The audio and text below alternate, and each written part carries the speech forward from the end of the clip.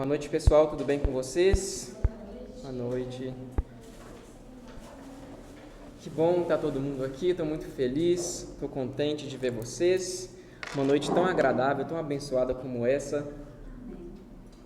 Uma chuvinha boa caindo lá fora, refrescando esse calor que a gente estava tendo. Muito bom mesmo. Nós vamos começar uma nova série de mensagens. Devíamos ter começado semana passada. Não começamos porque estávamos finalizando a anterior por causa do encontro com o Rafa. Mas é o que Deus quis e glória a Deus que estamos aqui, que vamos aprender um pouco sobre Apocalipse Cultural. Um título um tanto quanto criativo, mas de fato reflete o que nós temos visto e vivido na nossa sociedade. Uma cultura que parece que está morta, viva, parece um zumbi no meio da sociedade. É isso que está acontecendo. Vivemos talvez uma sociedade de mortos-vivos. Então, a gente já está na metade de março, o carnaval já passou, e o que será que sobrou das pessoas? Será que sobrou um pouco de humanidade nas pessoas? Será que sobrou um pouco de virtude, bênçãos? Ou será que as pessoas estão como mortos-vivos mesmo? Vivendo um corpo, mas não uma alma. Vivendo ali uma carne andando para lá e para cá, mas sem entender quem ela é, o que ela precisa fazer, onde ela está. Mas hoje nós vamos falar sobre isso. Não tem problema não, Davi, pode deixar aqui o carrão. Estou vendo daqui. Então nós vivemos nessa sociedade de mortos-vivos. As pessoas vivem segundo as suas vontades, sem esperança, sem expectativa de vida, igual um zumbi. Quem aqui já assistiu The Walking Dead? Era a minha série favorita quando eu era criança, eu morria de medo. Mas era a minha série favorita e é exatamente isso. Pessoas que vivem como zumbis. O álcool tira as faculdades mentais das pessoas, as drogas tiram o raciocínio. Então, como mortos-vivos, elas seguem seus instintos. Assim que o mundo faz, assim que o mundo nos ensina a agir com selvageria, com irracionalidade. Será que vivemos num mundo de mortos-vivos e não sabemos? Será que a gente está nesse meio desses zumbis e não sabemos disso? Então a gente vai falar um pouco sobre isso hoje. Nós vamos falar quem nós éramos no passado, quem nós somos hoje e quem nós devemos ser e o que fazer no amanhã, nos próximos dias que é o de vir. Amém? Vamos abrir então em Efésios 2.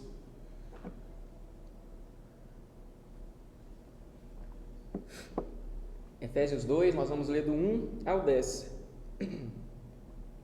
Será que a gente consegue fazer assim? Começa Davi, Hilary, Hannah, Samuel e seguindo uma ordem, será que conseguimos? Eu começo então para... Pode abrir primeiro, gente. Efésios 2, verso 1 ao 10.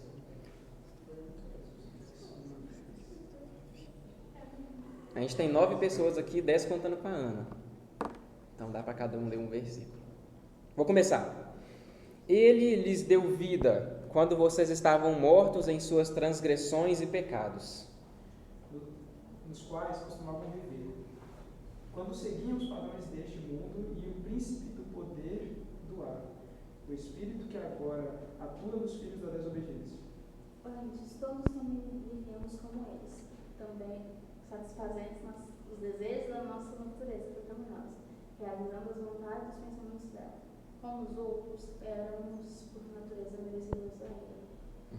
Mas Deus é tão rico em misericórdia, nos amou tanto, que, embora estivéssemos mortos por causa de nossos pecados, Ele nos deu vida juntamente com Cristo. É pela graça que vocês são salvos. E nos ressuscitou juntamente com Ele, nos fez assentar nos lugares celestiais em Cristo Jesus. para mostrarmos as abundantes riquezas da sua graça, pela sua benignidade para conosco em Cristo Jesus. Pois pela graça vocês são salvos, por meio da fé, e isso não vem de vocês, é dom de Deus. Não por obras, para que ninguém se glorie. Pois somos feitura dele, criados em Cristo Jesus para boas obras, as quais Deus de antemão preparou para que andássemos nelas. Vamos orar mais uma vez? Senhor Jesus, obrigado, Pai, por essa noite maravilhosa, obrigado pela vida de cada pessoa que está aqui.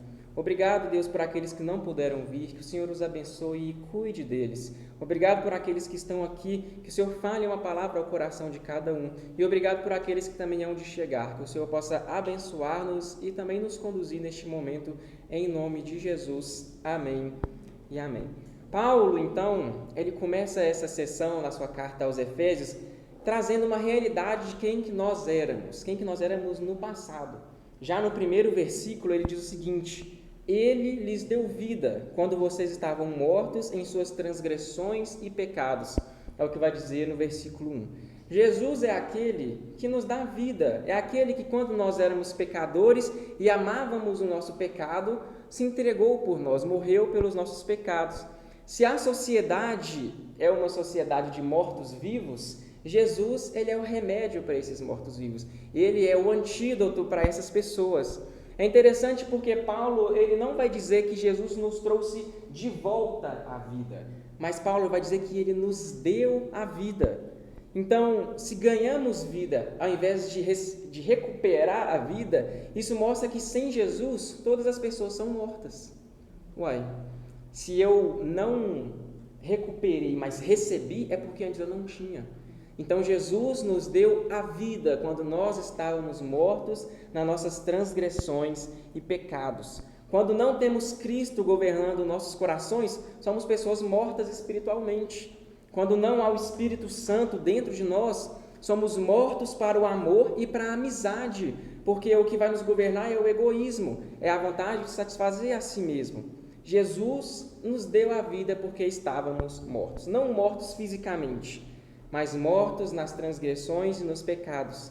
Estávamos mortos porque, mesmo inconscientemente, nós estávamos contra a lei de Deus. Mesmo sem conhecê-la, nós já estávamos contra ela. Olha o que vai dizer Romanos 2,15.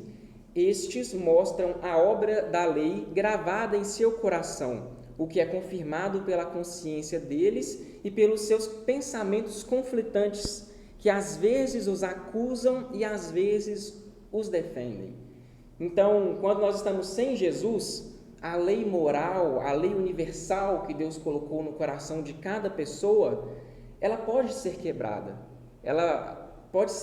O ser humano pode agir contra ela, de forma que nos leva a uma transgressão dessa lei universal. Muitas pessoas que nós conhecemos, mesmo vivas, mesmo presentes ao nosso redor, elas estão mortas, porque elas transgridem diariamente a lei de Deus nos seus corações, mesmo sem saber. Isso acontece todos os dias. Paulo, ele não diz que apenas as transgressões nos tornam mortos, mas também os nossos pecados. Nos dias de hoje nós sabemos que aquilo que era obscuro, aquilo que era vergonhoso, hoje é motivo de orgulho, hoje é motivo de pertencimento entre as pessoas, bandeiras são levantadas. Conhecemos pessoas que gostam, que afirmam, que militam ativamente em prol dos seus pecados, talvez chamando os próprios pecados de liberdade. Liberdade de escolha, liberdade de pensamento, liberdade do que falar, com quem andar. Mas Paulo, pelo contrário, ele nos mostra que os nossos pecados, eles podem nos tornar mortos-vivos. Os nossos pecados podem nos transformar como zumbis nessa terra. Alguém que está vivo enquanto corpo, mas morto espiritualmente. Não conhece a revelação, a verdade. Quando nós nos orgulhamos do pecado, nós estamos nos anestesiando com a aprovação do mundo, com a aprovação das pessoas, ao mesmo tempo que nós somos condenados pela justiça de Deus. Nós optamos por satisfazer a nós e ao próximo, mas nos esquecemos do nosso Pai, do nosso Salvador. Viramos zumbis na terra, verdadeiros mortos-vivos. Paulo nos mostra que antes de Cristo éramos mortos e vivos, porque nós transgredíamos a lei nos nossos corações, mas ainda assim vivíamos pelos nossos pecados. E ele também nos mostra que, mesmo após estarmos no caminho, que é o Senhor Jesus, mesmo quando ainda estamos na igreja, quando estamos aqui reunidos, ainda dá para acontecer um processo de zumbificação. Ainda acontece de pessoas darem para trás através do pecado, através de silenciar a palavra de Deus, não escutar mais a palavra de Deus, não ler, não orar, não buscar crescer em Cristo. Isso vai nos afastando cada vez mais, e acontece esse processo. E por que isso acontece conosco? Como que isso acontece com as pessoas e elas nem percebem que está acontecendo? Como pode algo assim acontecer? A resposta vem no versículo 2. Se vocês puderem ler, diz o seguinte: nos quais vocês andaram em outro tempo, segundo o curso desse mundo, segundo o príncipe da potestade do ar, do espírito que agora atua nos filhos da desobediência. Então Paulo, logo em seguida, ele vai trazer a razão pela qual a nossa sociedade está repleta, infestada desses zumbis. Simplesmente a influência diabólica no mundo, a influência do inimigo. Nós sabemos que nós somos salvos, nós sabemos que nós somos remidos, que o Senhor Jesus morreu por nós, mas sabemos que Satanás e os seus demônios já perderam a guerra e querem levar outros com ele para a perdição também. Sabemos que o inimigo ele exerce influência no mundo e ele tenta arrastar consigo o máximo de pessoas que ele consegue para levar para o lago de fogo e enxofre junto com ele. Não é subliminar. Antigamente existia mensagem subliminar. Todo mundo aqui alguma vez já teve medo disso, né? Não era só eu, não. Uma vez, quando eu era da igreja, de uma outra igreja, quando eu era bem pequenininho, não vou falar o nome que está gravando, foi um pastor lá na igreja e ele levou um pack de DVD, de CD, de videogame, de revistinha em quadrinhos. Ele falou onde o demônio estava em cada coisa. Eu fiquei chateado. Eu não podia mais ler um livro do Harry Potter. Eu não podia mais assistir Pokémon porque era do inimigo. E ele dizia que eram mensagens subliminares. Mas hoje em dia não existe mensagem subliminar. Está tudo escancarado. Está tudo na nossa cara. A indústria da música é um grande exemplo. Está tomada pela influência diabólica.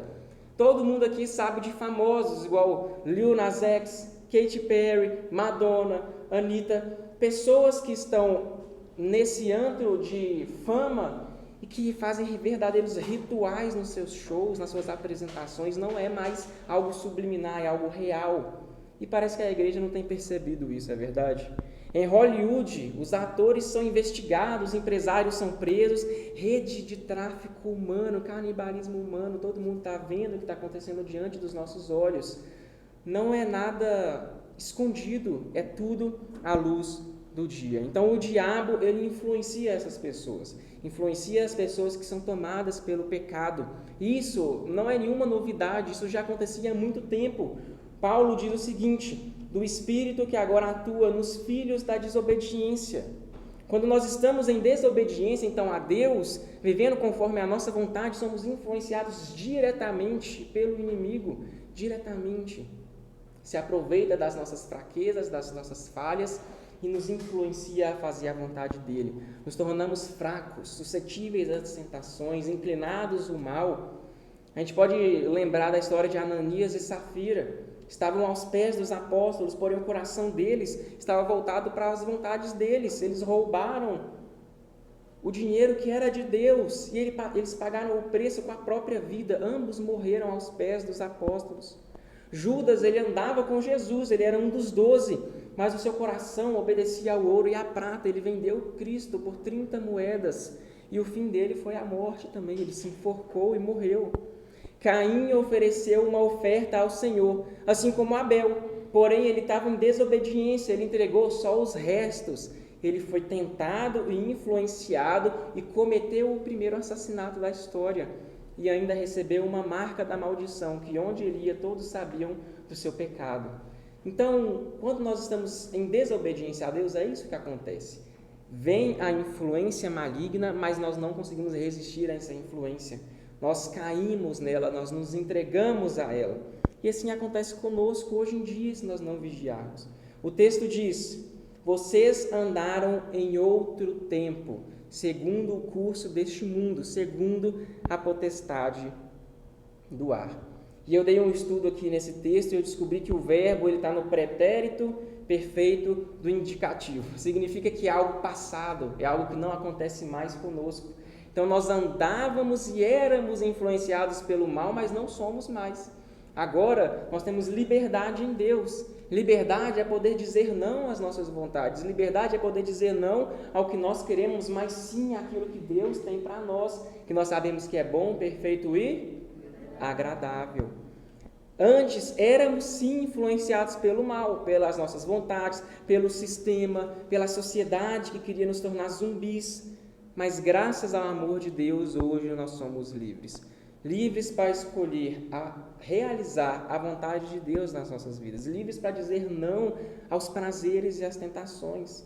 Somos livres para poder propagar aos outros essa mesma liberdade que conseguimos através de Jesus Cristo. É essa a liberdade que nós temos.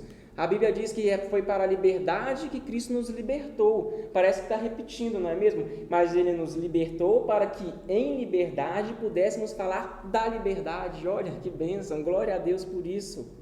Somos libertos através de Jesus. E essa liberdade, ela é confirmada nas nossas vidas através do Espírito Santo, através do agir do Espírito todos os dias em nós. Nós somos convocados ao amor e à missão por Deus, confirmados pelo Espírito, através dessa ação de Cristo nas nossas vidas, dessa entrega. A influência maligna, ela está assim no mundo. As pessoas, elas se tornam sim mortas-vivas quando desobedecem a Deus.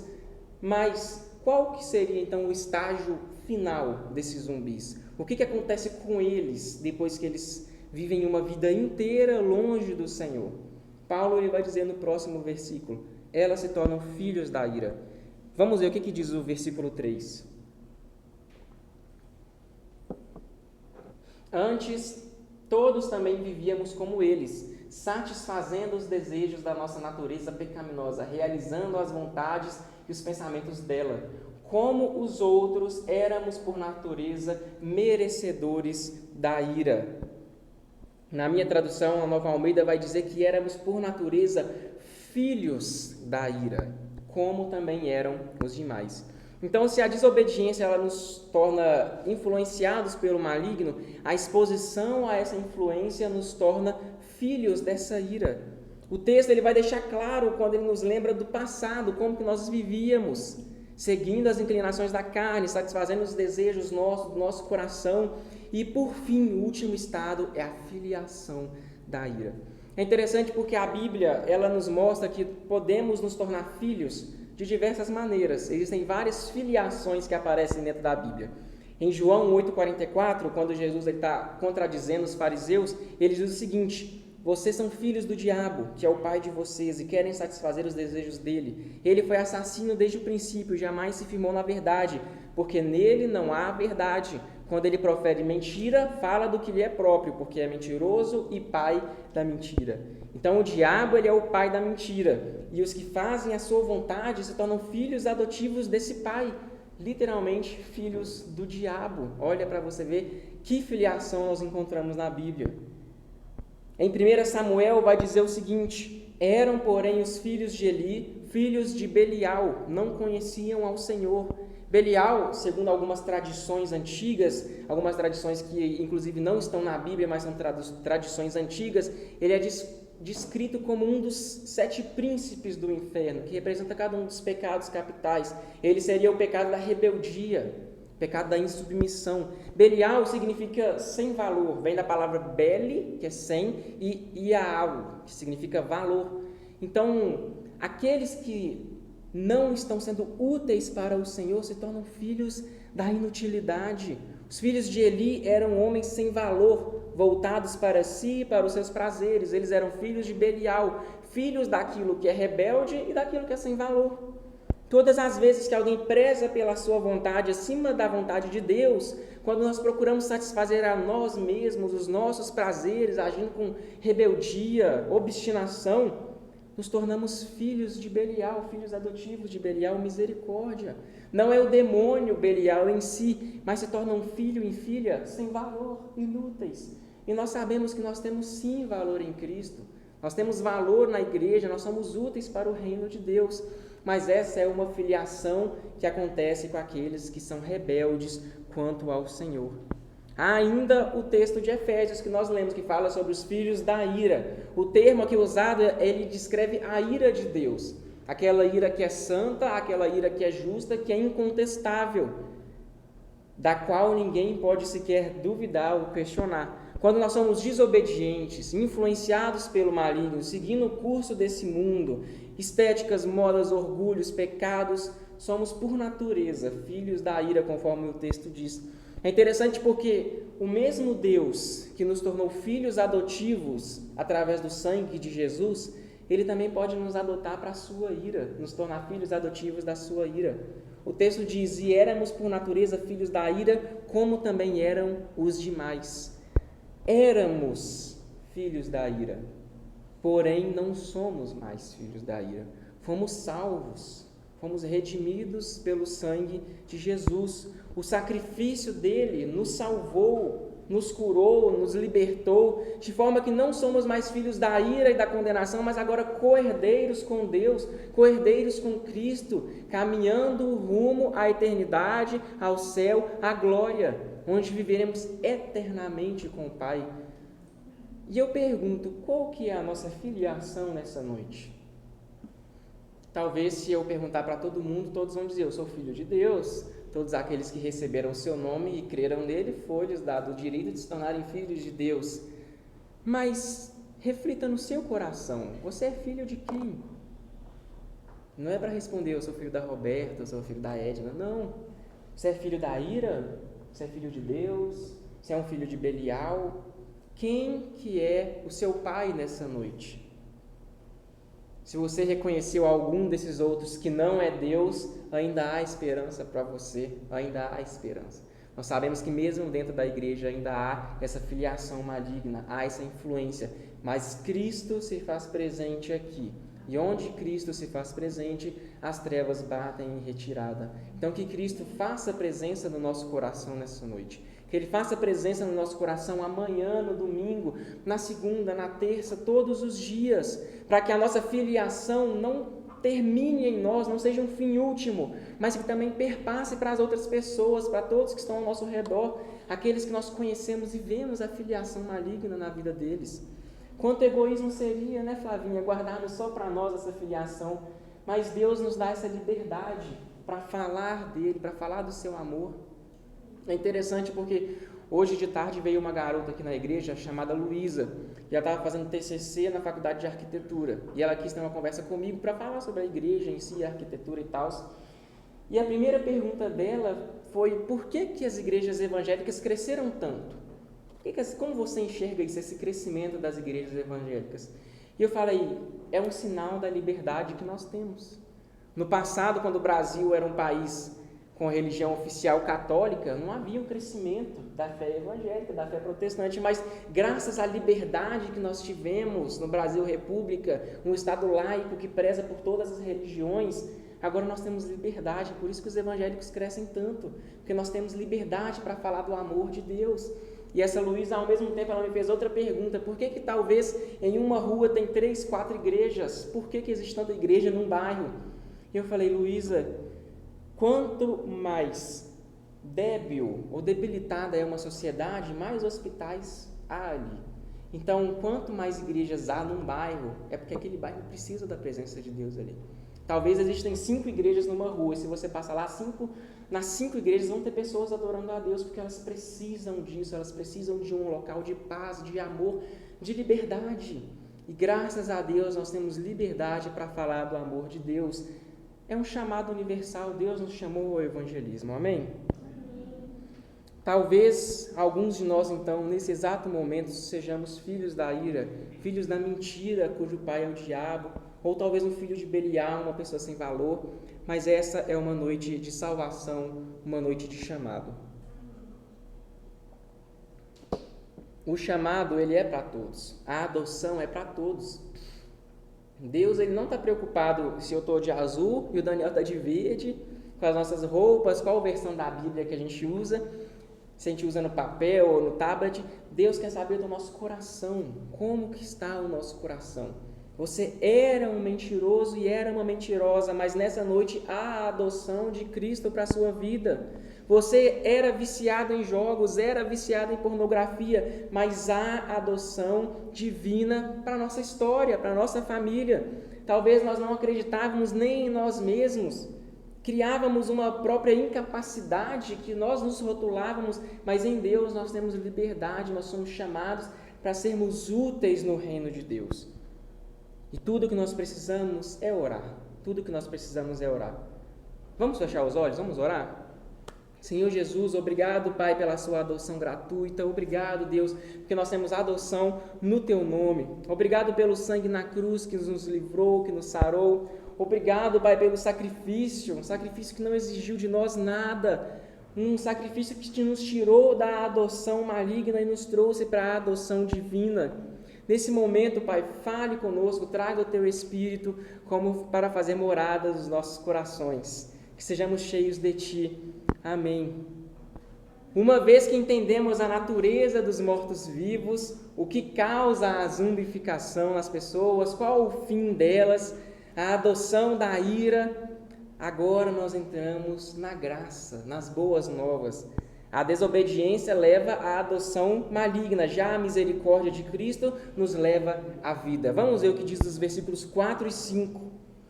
Mas Deus, sendo rico em misericórdia, por causa do grande amor com que nos amou, e estando nós mortos em nossas transgressões, nos deu vida juntamente com Cristo. Pela graça vocês são salvos. Amém. Jesus nos salvou quando nós não merecíamos. Recebemos gratuitamente essa graça através do sacrifício do nosso Mestre. A graça que nós sabemos que é um presente que nem ao mesmo merecíamos receber, mas que ainda assim recebemos dele.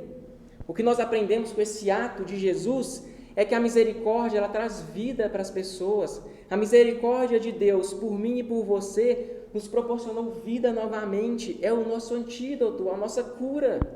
Da mesma forma, essa misericórdia que nos alcançou também pode alcançar outros ao nosso redor. Mas para isso é necessário ter empatia, é necessário ter amor, pensar nos outros como em nós mesmos, buscando de todas as formas apresentar Jesus para essas pessoas que estão perdidas, que estão nesse processo.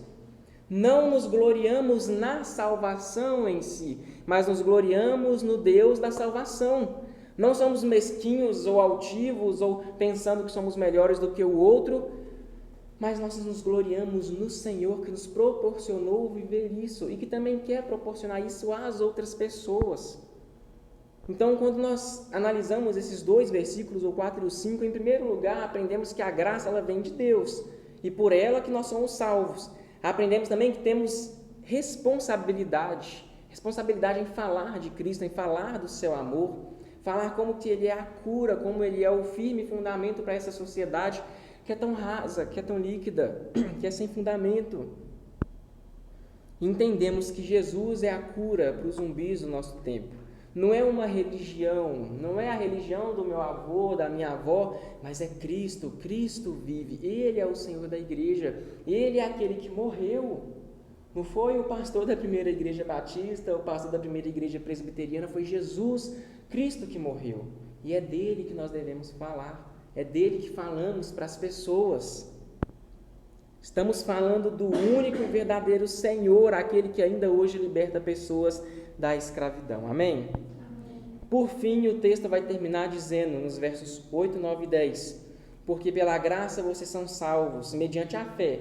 Isso não vem de vocês, é dom de Deus, não de obras para que ninguém se glorie, pois somos feitura dele, criados em Cristo Jesus para boas obras, as quais Deus de antemão preparou para que andássemos nelas. Aqui está a parte central do Evangelho, que é a nossa fé. É necessário ter fé para que a graça surta efeito nas nossas vidas. Do que adianta eu ter todo o amor de Deus se eu não tiver fé para acreditar nesse amor de Deus? Do que adianta eu querer fazer boas ações se eu não faço por um propósito nobre, que é a expansão do reino de Deus? Deus, Ele ama todas as pessoas, Ele se compadece de todas elas, mas somente aquelas que entendem o seu amor, que entendem o seu sacrifício, essas podem desfrutar da salvação, porque essas possuem a fé necessária para a salvação. A fé não vem de nós, vem de Deus, apesar de que nós respondemos positivamente a essa fé ou não. Está escrito em Hebreus 3, 7 e 9. Por isso, como diz o Espírito Santo, hoje, se ouvirem a sua voz, não endureçam o coração de vocês, como na rebelião, no dia do deserto, onde os pais de vocês me tentaram, pondo-me à prova.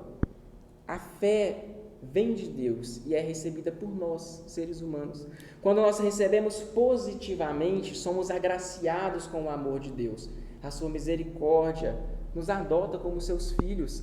Mas quando recebemos negativamente a fé, nos tornamos amargurados, ressentidos, sem esperança, ateus que receberam algo de Deus e não gostaram e ficaram com raiva do Pai.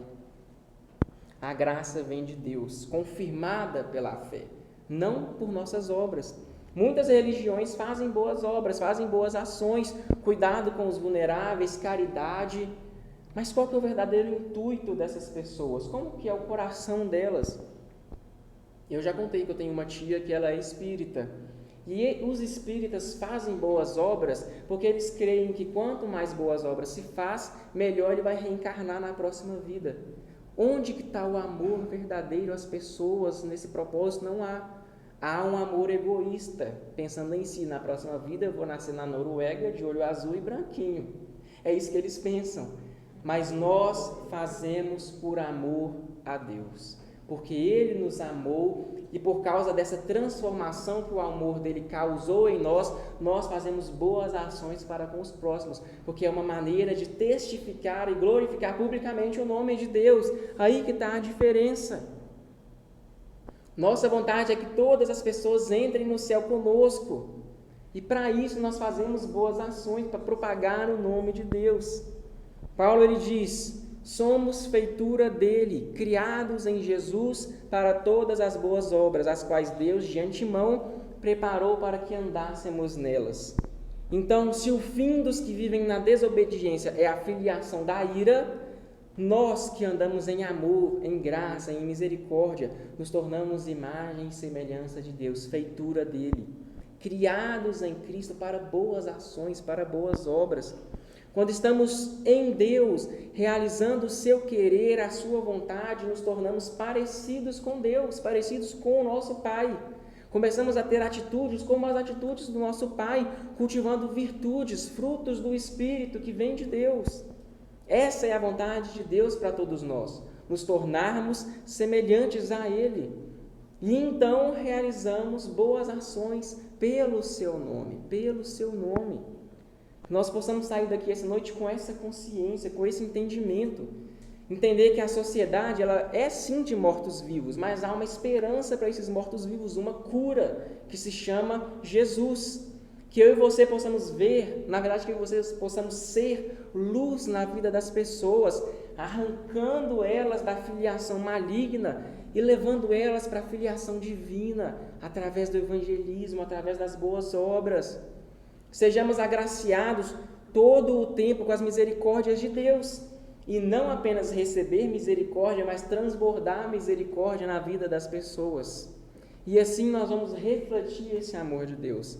Assim nós vamos refletir o cuidado dele para com as pessoas e vamos levar a salvação, a cura, o antídoto que é o nosso Senhor. Amém? Vamos orar agora para finalizar esse momento de palavra? Senhor Jesus, obrigado, Pai, por essa noite. Obrigado porque o Senhor está presente aqui. O Senhor cuida de nós. Muito obrigado, Pai. Que essa palavra venha cair no nosso coração como um terreno fértil. Que possamos não apenas escutá-la, mas colocar em prática. Que possamos identificar aqueles que têm sido filiação divina. E que possamos apresentar a eles o verdadeiro Pai, que é o Senhor Deus. Que possamos, Pai, identificar aqueles que são os mortos-vivos da sociedade e apresentar a eles a cura, a salvação, que é Jesus. Que possamos, Pai, ter a nossa identidade revelada em Cristo, não levados para lá e para cá por vãs doutrinas, mas pela Tua Palavra. E assim, Pai, quando nós entendemos quem nós somos em Deus, nós poderemos falar deste mesmo Deus para as pessoas. É oração, Pai, que nós fazemos enquanto jovens, enquanto corpo de Cristo, confiando no Teu nome, Pai. E é nesse nome que nós oramos. Amém e amém.